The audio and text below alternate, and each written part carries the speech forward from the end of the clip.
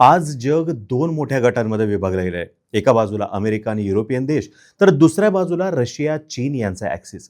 या दोन गटांमध्ये स्पर्धा, संघर्ष, सँक्शन्स, युद्ध परिस्थिती आणि राजकीय दबाव वाढताना दिसतोय. अशा वेळेस रशियाचे सर्वेसर्वा पुतीन हे भारत दौऱ्यावरती आलेले आहेत. पंतप्रधान नरेंद्र मोदी आणि रशियाचे अध्यक्ष पुतीन यांची ही भेट म्हणजे फक्त एक द्विपक्षीय भेट नाही, तर ती एका नव्या वर्ल्ड पॉवर पॉलिटिक्सचा केंद्रबिंदू ठरणार आहे. कारण पुतीन यांच्यावरती आंतरराष्ट्रीय स्तरावरचे युद्धखोरीचे आरोप आहेत. इंटरनॅशनल क्रिमिनल कोर्टाने त्यांच्यावरती अरेस्ट वॉरंट जारी केलेलं आहे. अमेरिका, युरोप यांनी त्यांच्यावरती कठोर सँक्शन्स लावलेले आहेत आणि अशा परिस्थितीमध्ये पुतीन सहजपणे बहुतांश देशांमध्ये जाऊ शकत नाहीत. पण भारतानं त्यांचं स्वागत केलेलं आहे, ते सुद्धा पूर्णपणे राजनैतिक सन्मानानं, सर्व प्रोटोकॉल पाळून. हा एक मोठा जिओ पॉलिटिकल मेसेज आहे. या भेटीमध्ये भारत रशिया व्यापार वाढवण्यापासून ते energy security, defence partnership, labour mobility, fertiliser supply, maritime connectivity, north south transport corridor, चीनला counter balance, US pressure handle करणं, अशा अनेक महत्त्वाच्या मुद्द्यांवरती निर्णायक चर्चा झालेली आहे. जगातील माध्यमांनी या भेटीकडं आशियामधलं बदलणारं पॉवर पॉलिटिक्स म्हणून पाहिलेलं आहे, इंडिया स्ट्रॅटेजिक ऑटोनॉमी म्हणून पाहिलेलं आहे, नॉन वेस्टर्न पार्टनरशिप रिसर्जन्स म्हणून पाहिलेलं आहे आणि रशियाच ग्लोबल कमबॅक म्हणून सुद्धा पाहिलेलं आहे. चीन, पाकिस्तान, अमेरिका या तिन्ही देशांनी भारताच्या स्टँडला वेगवेगळ्या पद्धतीनं पाहिलेलं असणार आहे नक्की. आणि या भेटीतून हे स्पष्ट झालेलं आहे की भारत आता कोणत्याही गटात आहे किंवा नाही हे बाजूला राहू द्या, पण भारताचा स्वतंत्र तिसरा मोठा गट आहे. आता आपण या भेटीची पार्श्वभूमी, या भेटीवर जगाची प्रतिक्रिया, आंतरराष्ट्रीय समाज माध्यमातून काय प्रतिक्रिया उमटल्या, तसंच या भेटीनं भारताचं स्थान कसं मजबूत झालं हे समजून घेऊयात. नमस्कार, मी अनुराग जाधव आणि तुम्ही पाहताय the politics.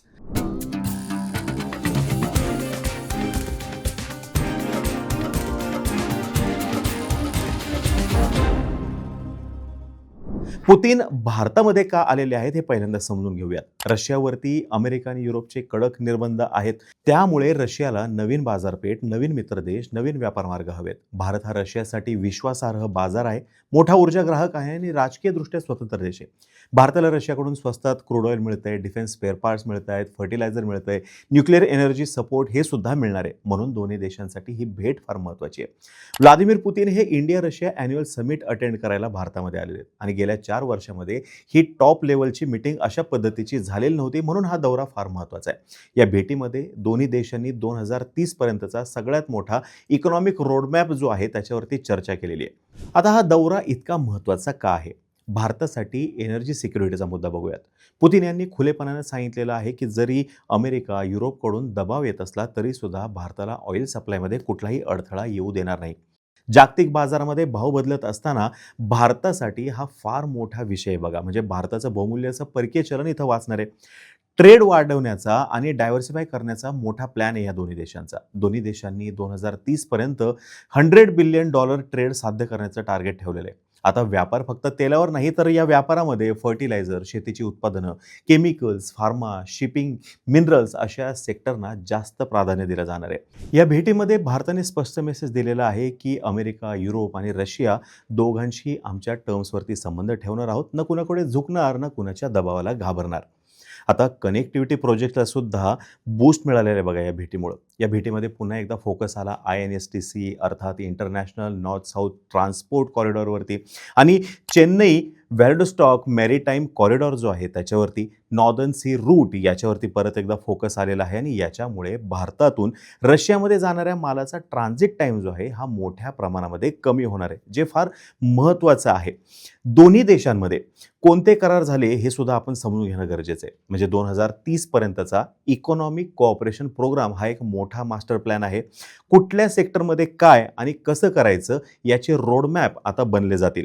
Labour mobility agreement सुद्धा झालेलं आहे. हा करार भारतासाठी फार महत्त्वाचा आहे. रशियामध्ये IT, कन्स्ट्रक्शन, इंजिनिअरिंग सारख्या क्षेत्रामध्ये कामगारांची मोठ्या प्रमाणात कमतरता आहे. आता इंडियन स्किल्ड वर्कर्स जे आहेत त्यांना रशियामध्ये काम मिळवण्यासाठी ऑफिशियल मार्ग तयार केला गेलेला आहे आणि सोबतच जे आपले इरेग्युलर मायग्रेशन जे आहे ते रोखण्यासाठी सुद्धा स्वतंत्र ॲग्रीमेंट झालेला आहे. याच्या पुढचा मुद्दा असा आहे की मॅरिटाईम, हेल्थ, कल्चर, मीडिया यासह अनेक सेक्टर्स जे आहेत त्याच्यासोबत एमओयू झालेले आहेत. फर्टिलायझर, शिपिंग, ॲग्रीकेमिकल्स या क्षेत्रामध्ये अनेक करार झालेले आहेत आणि सगळ्यात महत्त्वाचं म्हणजे ट्रेड आर्किटेक्चर सुधारण्यासाठी मोठे निर्णय घेतले गेलेले आहेत.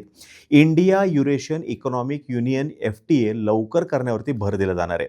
बायलॅटरल इन्व्हेस्टमेंट ट्रिटी पुन्हा सुरू करण्यावरती सहमती झालेली आहे आणि इंडियन एक्सपोर्टर्ससाठी नॉन टॅरिफ बॅरियर कमी करण्यावरती काम हा एक महत्त्वाचा मुद्दा आहे. एनर्जी आणि न्यूक्लिअर कोऑपरेशन हा ह्या सगळ्या चर्चेतला सगळ्यात महत्त्वाचा मुद्दा आपण म्हणू शकतो. कुडनकुलम प्रकल्पाचं काम पुढं नेणं आणि ऑइलचा सप्लाय सुरळीत ठेवणं ह्याच्यासाठी ही भेट फार महत्त्वाची आहे. ही भेट महत्त्वाचं असण्याचं अजून एक कारण पुतिन यांच्यावरती असलेले सँक्शन्स. युनायटेड स्टेट्सनं 2022 पासून पुतिन यांच्यावरती काही सँक्शन्स लादलेले आहेत. आता ह्याचे सँक्शन्स जे आहेत याच्यामध्ये मालमत्ता फ्रीज करणं, अमेरिकन नागरिक किंवा कंपन्या यांच्याशी ते व्यवहार करू शकत नाहीत अशा पद्धतीचं सँक्शन आहे. युरोपियन युनियनने सुद्धा त्यांच्यावरती ॲसेट फ्रीजिंग, ट्रॅव्हल बॅन लावलेला आहे आणि 2022 नंतर हे नियम आणखी कडक झाले आहेत.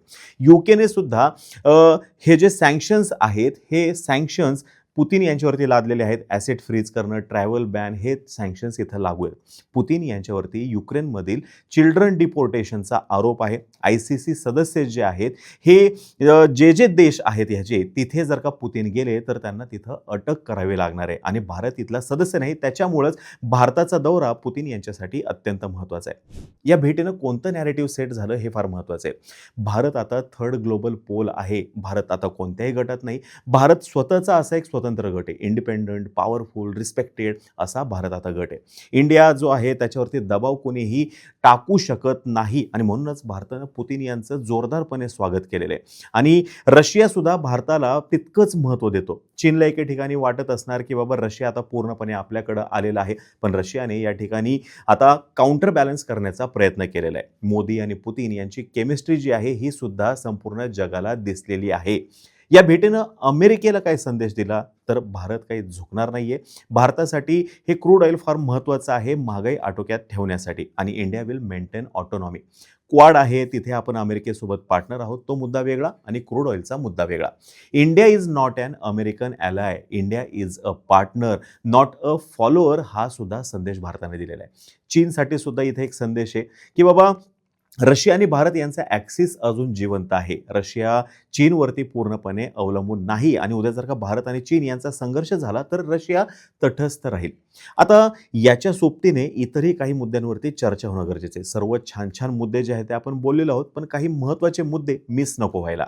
पुतिन यांच्या या भारत भेटीचं खूपच ग्लॅमरायझेशन झालं, पण आउटकम्स जे आहेत हे मर्यादित आहेत असं विश्लेषक सांगतायत.